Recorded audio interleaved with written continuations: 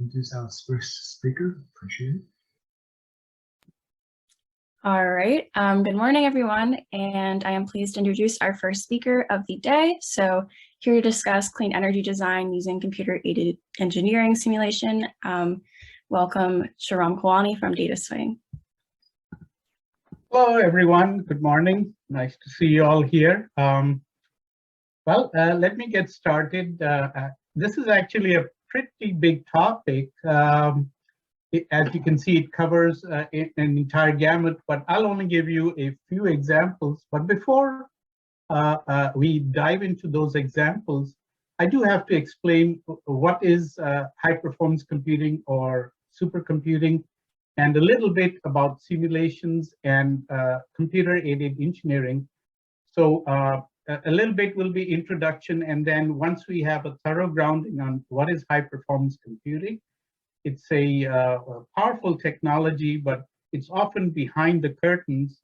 So do pay attention to the person behind the curtains in our case. So my name is Sharan Kalwani, and I'll be, this is the outline of my talk.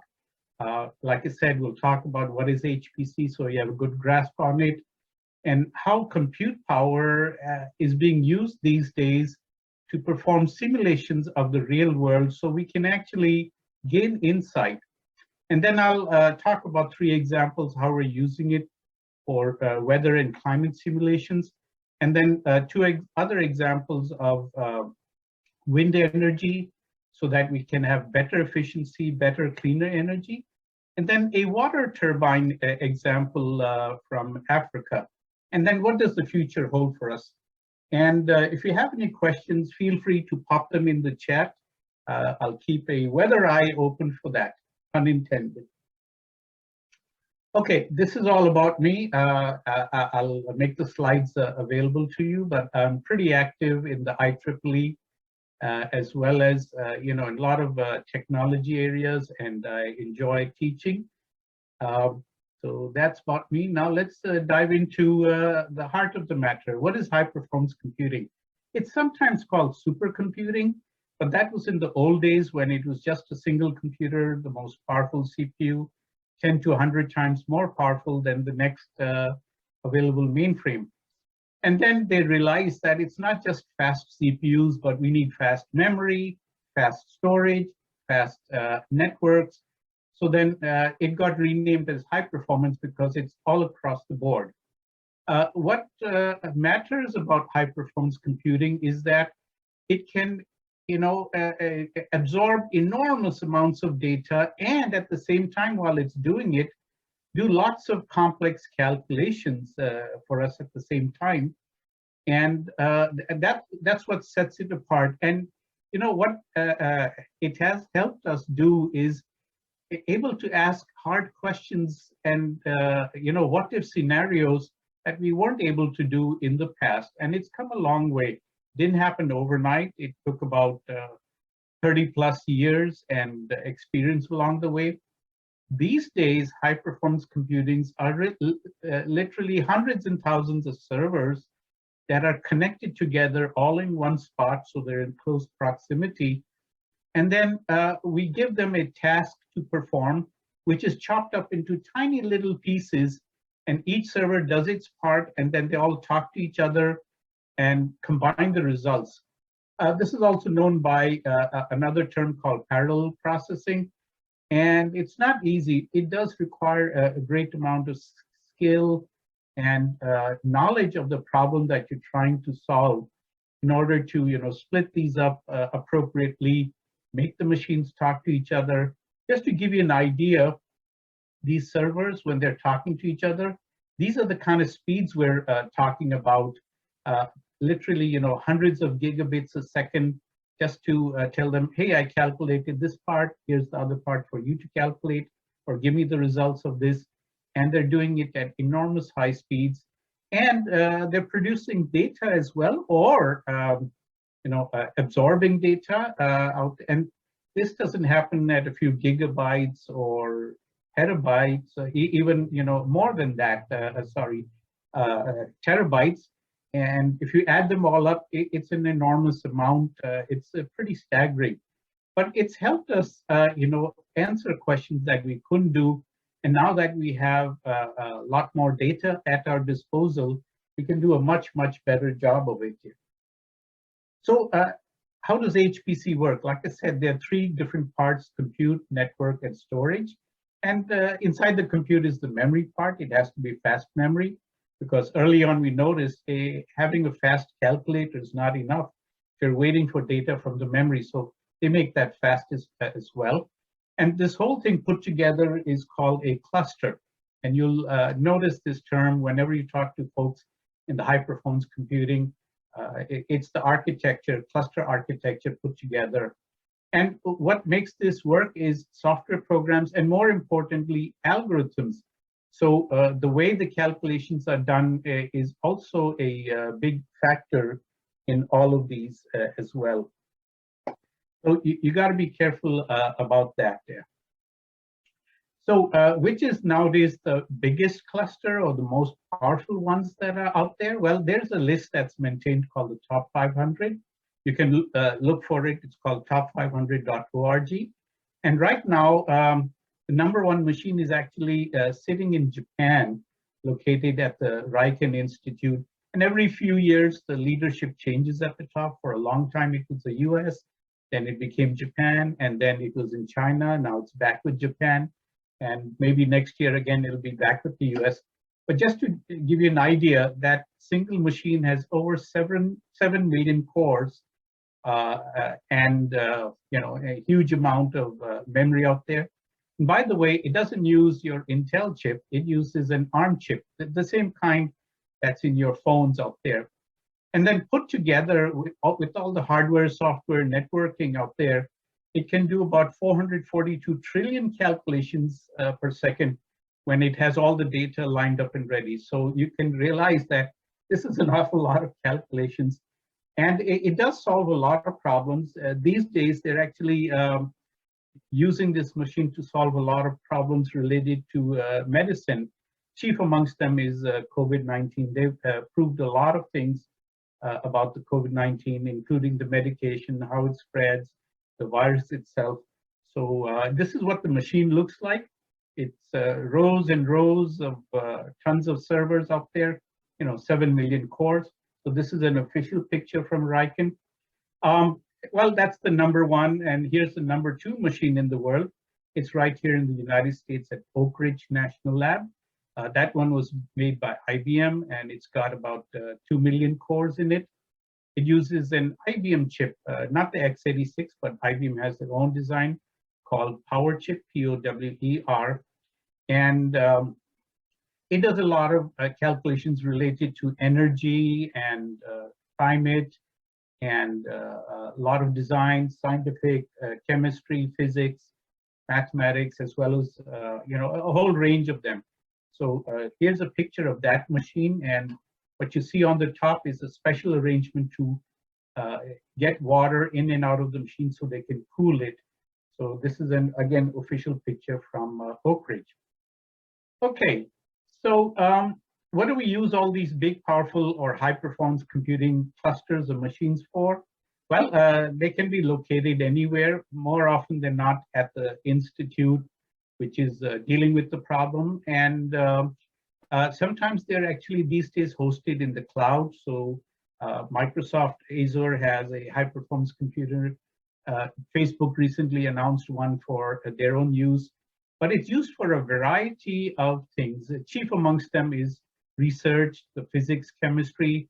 Don't be surprised to even find Hollywood using supercomputers for creating all those animation movies with very real life, gestures and stuff like that. And then, of course, the oil and gas industry uses high performance computing. So they do seismic tests, and then the enormous amounts of data are fed to the high performance computer, which then figures out where there is the max amount of gas or oil and things like that, paints a very realistic picture of what the reservoir looks like. And then these days, in the last 5 years, well, it's been doing it for a long time, but in the last 5 years, it's been doing a lot of AI and machine learning as well.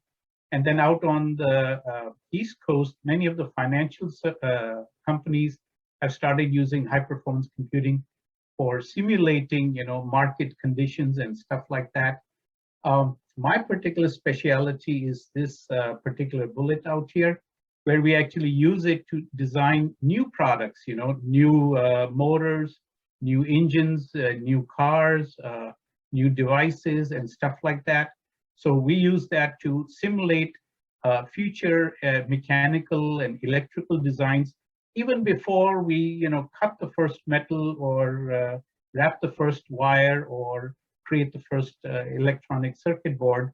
We simulate it very realistically, so we know exactly where we can improve things, where potential problems can occur. In fact, some of these techniques that are now being used by the industry in what is called digital twin, because we can realistically simulate it. So that way we can have a digital twin model in our lab without having to go out for the field. And then, of course, it's used in biochemistry and biomedical sciences for tackling new drug designs and looking at diseases. So here's a little picture of all of, some of the different application areas, earthquake simulation, weather, climate, already mentioned, and then manufacturing, health, biochemistry, drug design, and then this is my particular specialty, using it to create new engineering designs here. So now let's look into the clean energy part. And before we go into the clean energy part, I want to say a little bit about weather and climate modeling. In fact, a lot of people are surprised that the reason high performance computing was first pioneered, where scientists and engineers got together and said, how can we make the computer do our calculations much, much faster? And it turned out that the very first requirement came from the weather forecasting people, who would say, yes, we can model the weather, we have mathematical equations for that, but by the time we do the calculation, it's already 3 days old. Can you do something about that? And so that was one of the first applications out there. And it has grown since then because it was possible to do weather climate modeling simulation well before that weather occurred and stuff like that. That's why this has grown, and out of the top 500 systems globally all over the world, there's more than 21 sites and centers who do climate weather modeling simulation 24/7, and that's where we get our weather from, So how does it work? Well, a lot of mathematics is involved, and they've constructed a lot of what you call models, mathematical models of how different things interact: wind speed, temperature, stratosphere, humidity conditions, all sorts of stuff that feed into this model. And they're constantly, taking input from many different sensors, weather balloons, weather stations all over the world. There's something like more than, at least in the one weather model I know very well, 3,000 sensors that continuously feed it data. And it comes, like I said, from many, many places. And so all of this is sucked in, and then it runs this simulation on those hundreds and thousands of cores put together in a cluster. And then it figures out, this is what the weather is going to look like in the next half hour, the next 3 hours, 6 hours. It actually produces all of this every half hour, and that's sent out to a central database from where many weather services pluck it, and then it goes to all the TV channels or your weather app and stuff like that. So this is like a representation. We call it NWP, numerical weather prediction. So all your external data sources get all that stuff. Then it goes into a pre-processing where it makes sure everything is correct and lined up. Then it goes into the model, and there it does all its massive calculations, some of the kind that I showed you on those machines I showed you. And then it puts it out into a database out here. And then that's where they can pick it up for local conditions, or maybe something like a 5 mile by 5 mile grid for certain geography. And also they do it not just over the landmass, but they do it for the atmosphere, for airliners. They do it over the ocean for a lot of cargo traffic that's going on, and produce also the visualization as well, which many weather services pick up and then share with you. So here I'll give a little example. You can see this is a satellite a superimposed picture of Southeast Asia, and people, weather forecasters, then once they pull all the data from there, they can actually zero in on a certain grid or a certain grid within that. I chose this particular one because that particular center is actually showing the country of Nepal, which a few years ago suffered an earthquake, and they wanted to get weather conditions so that it would help in the rescue effort because it's a very mountainous region up there. So this is what it looks like when they pull it from the database, and they can do all sorts of weather forecasts. And they can add more data, get weather fronts and use different colors for temperature indicators, and then similarly for wind and rain and moisture, precipitation and stuff like that. So this is how it's used for a lot of climate and weather modeling simulation. And just to underscore the importance of this, this is, I think, the best diagram that kind of shows you how it gathers all the data. And for the computer folks amongst the crowd, you'd like to know what kind of speeds are happening. So here's satellite, data gathering, which is going at about 150 megabit, goes to the ground system, and this is where the weather calculations happen. And then this produces, just in the US alone, about 20 terabytes of data for every half hour of weather prediction. And then the output of this is put into a database out here, and they have many systems out there. This just shows one particular one by the company Raytheon as a subcontractor to a local government agency for doing that, like NOAA. And then this database is then pulled by everyone else to do weather forecasts and weather reports. So this is a very good diagram that shows all of this. And we do a similar thing for climate modeling. Weather and climate, while they're related, are just two different sides out here. And climate modeling is far more complex than your weather, because it has many, many different models, just the land surface, and then the ocean surface, and then all the conditions that you can see out here. It includes radiation, sunlight, wind, and upper atmosphere conditions. It actually also includes a lot of chemical kinetics as well, chemistry and oxidation. So it takes all of this into consideration for doing our climate prediction, and they require even more powerful machines so that they can tie it in with historical data as well to have a much more accurate model of the past and use that to then predict the future. Okay, so like I said, high performance computing, this particular part that I work day in and day out, it's really, helping many of these other stuff, model, ingestion, comparison, the climate model, and then all the data from the atmospheric sciences, satellite, and then using techniques developed in high performance computing for big data and big science and stuff like that. We can then have this overlap and help us do all the climate modeling and simulation. And it plays a great deal of a big role in for future clean energy designs. Because if you do something in one, it affects the others. And this actually helps us, tells us what's going on, what the impact will be. So just to underscore this, like you heard in the video, we have the Energy Information Agency, which is a government agency which tracks energy usage. And even with all the recent ups and downs, they every quarter update that data. It still says that we will find an enormous amount of global energy use by 2040. And while renewable are a good source, it is the fastest growing, but it won't be enough, in my opinion.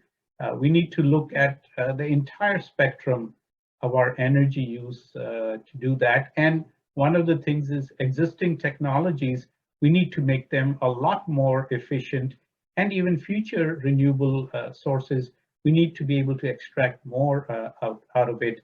And every sector is using HPC that they've identified as a very important mission critical tool so that we can actually make those changes and enable this to work for us here.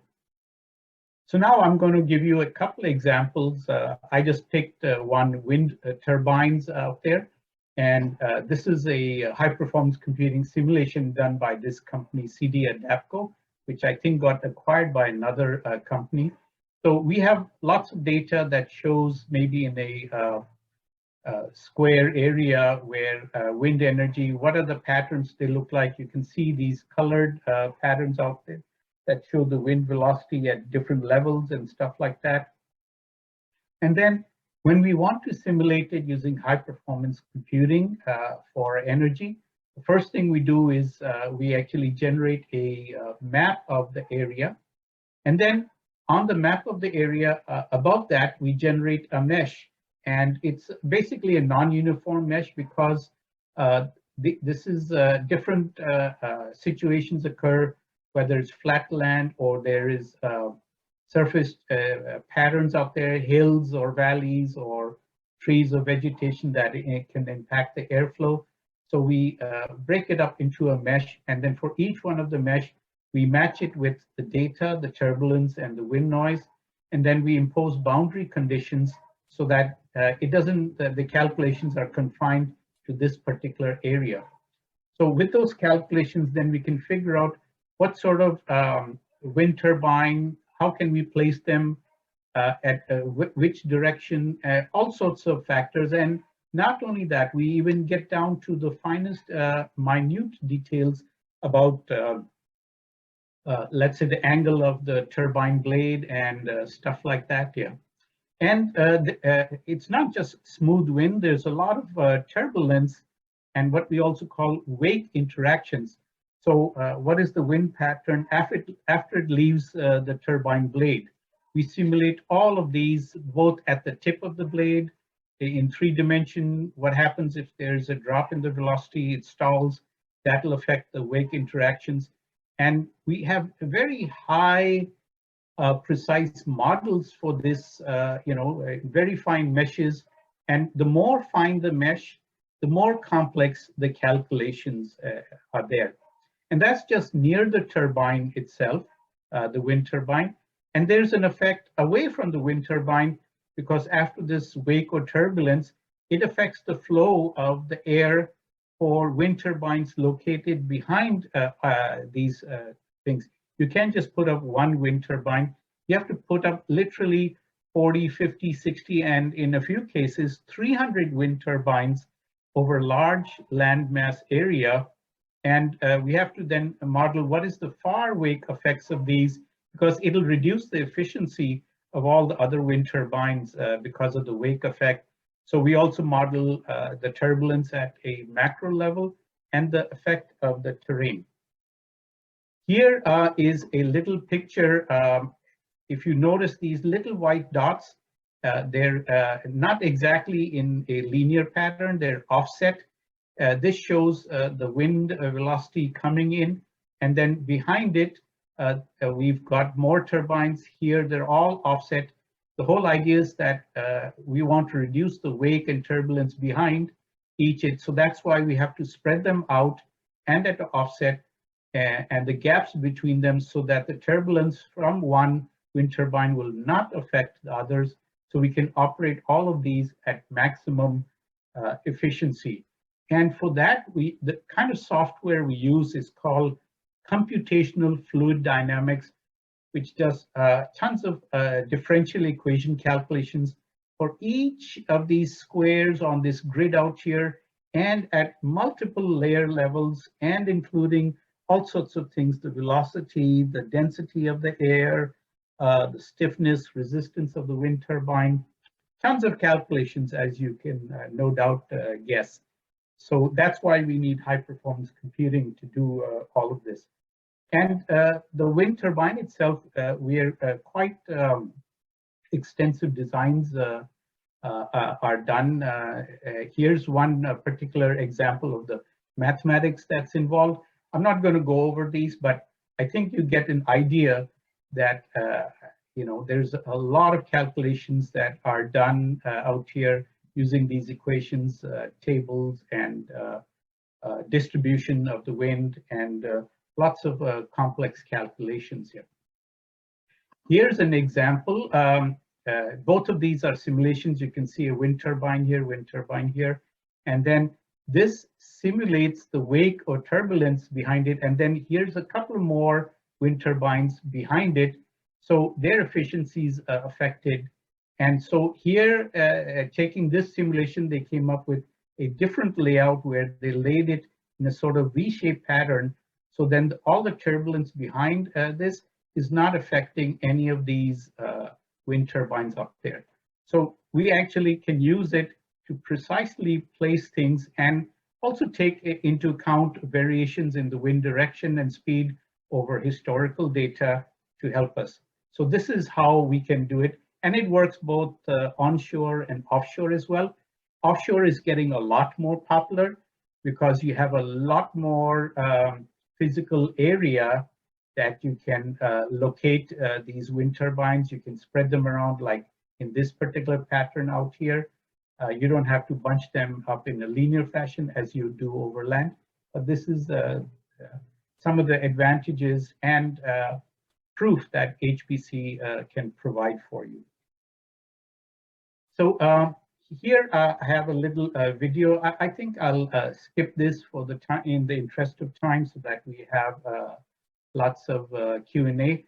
But this particular is CAE, computer-aided engineering software, which has the entire geometry of the blade out there, and then what are the pressure distributions that are happening on the blade, as well as the nacelle out here, which is the front part. And it also has information about the materials that are being used: composite, steel, aluminum, reinforced, what have you.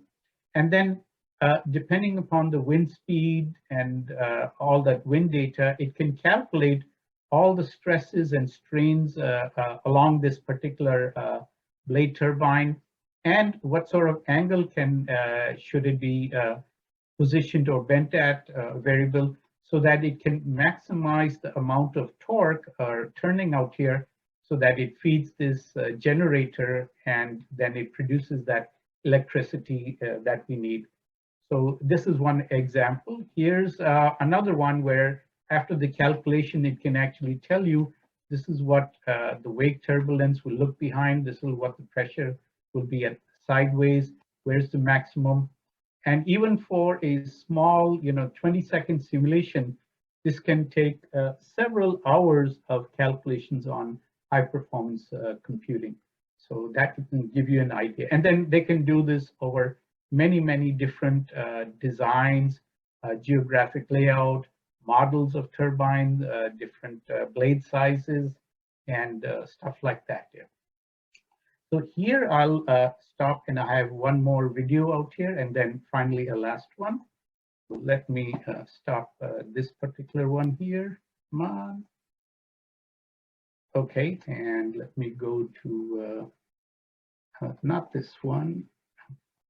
Yes, this one. And let me share this and share the sound. Okay.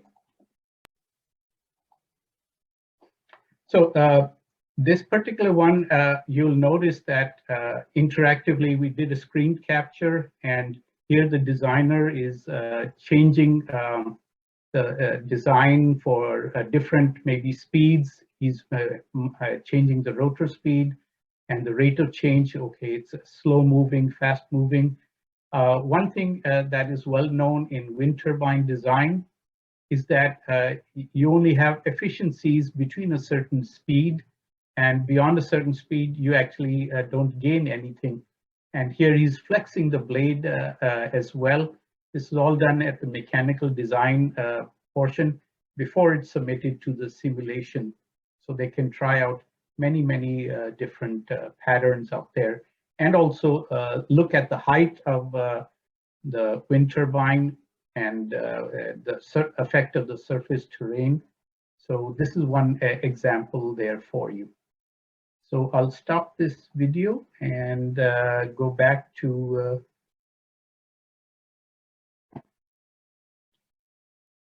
the PowerPoint. Okay, so start here. Okay, and this is another video that I'll give you the link out here. If you go to learnengineering.org, they'll actually tell you how engineers work on this. And it's a very nice, well-explained video. But what is important about this video, if you go and check it out, is what we call critical reveals. It'll actually tell you, using high-performance computing and simulation, where are the stress or weak points, because we want to make sure this costs a lot of money and a lot of time and investment, that once it's up there, that it'll perform to the maximum efficiency, as well as, you know, give us lots of clean energy during the time that we have wind and it's operating.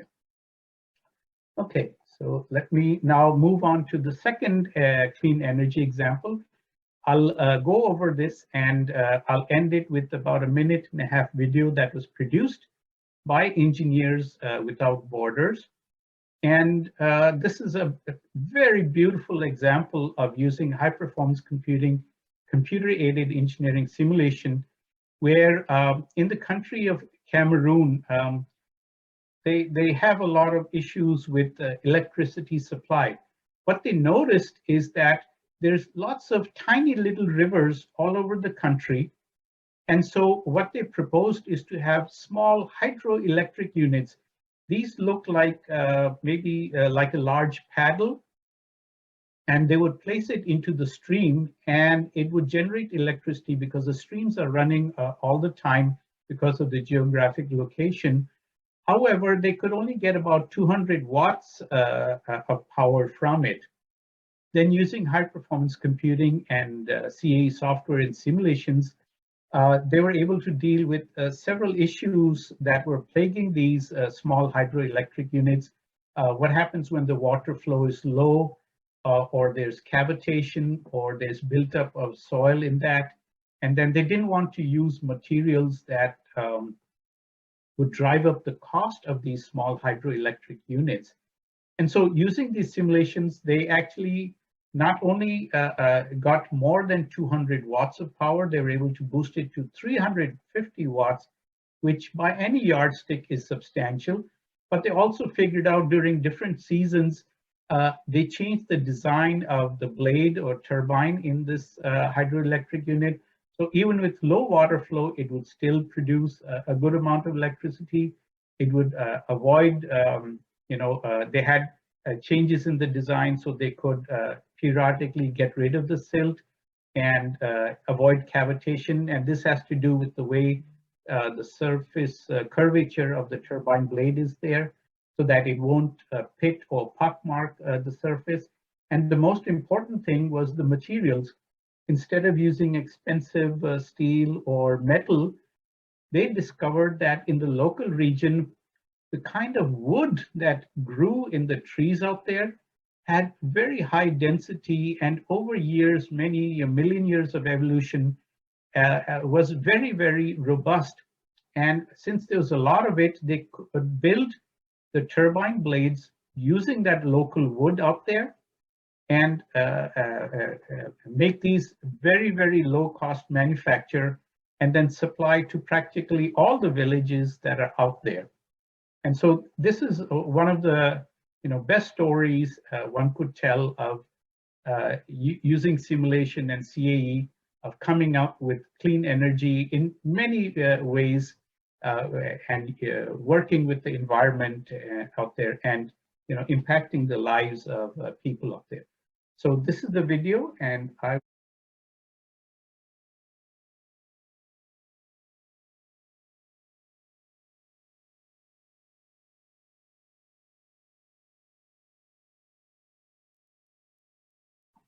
okay, now let me go back to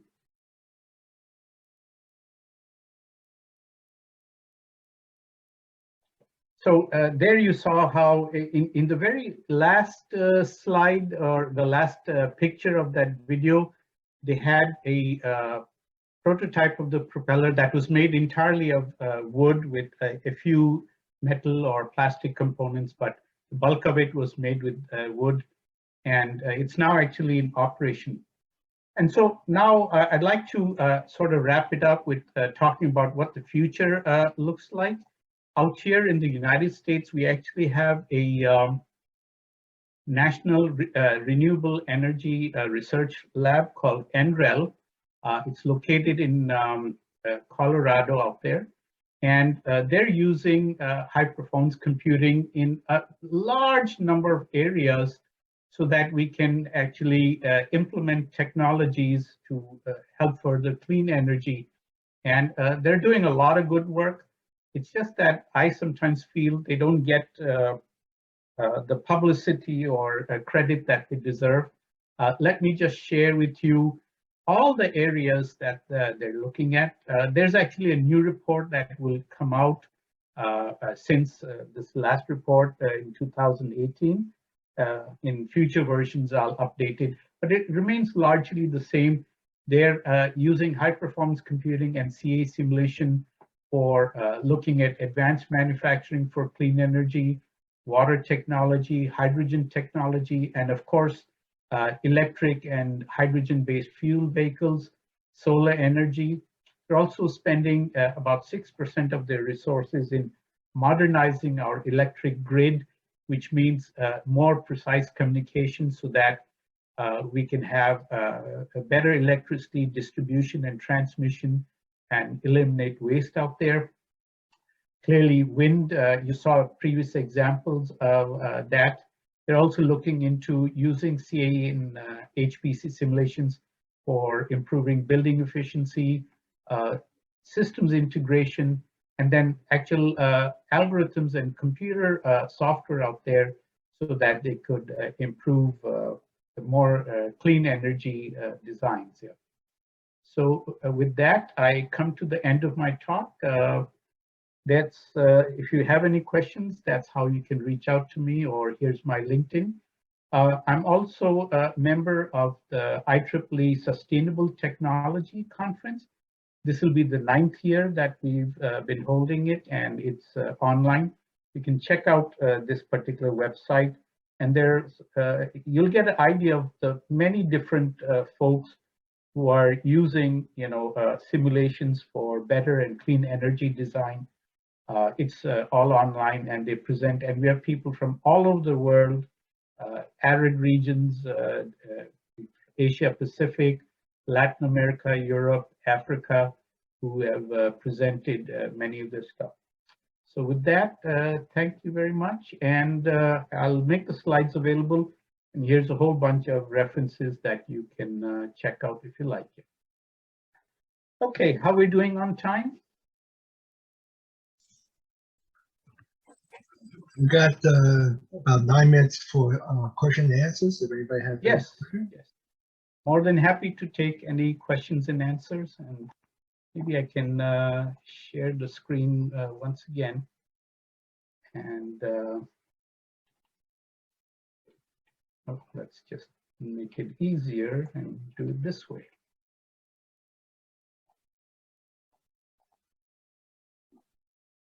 Okay, there we go. Oh, I'm taking a look at the chat. I don't see a whole lot out there. So folks, don't feel shy.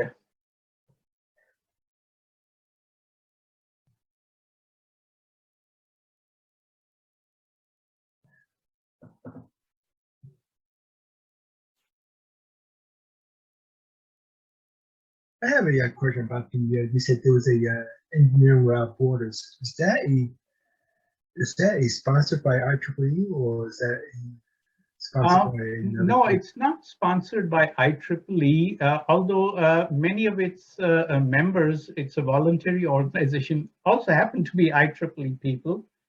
So it's kind of mixed. And that particular video was the German, chapter of Engineers Without Borders. If IEEE has several conferences. The most well-known one is called GHTC.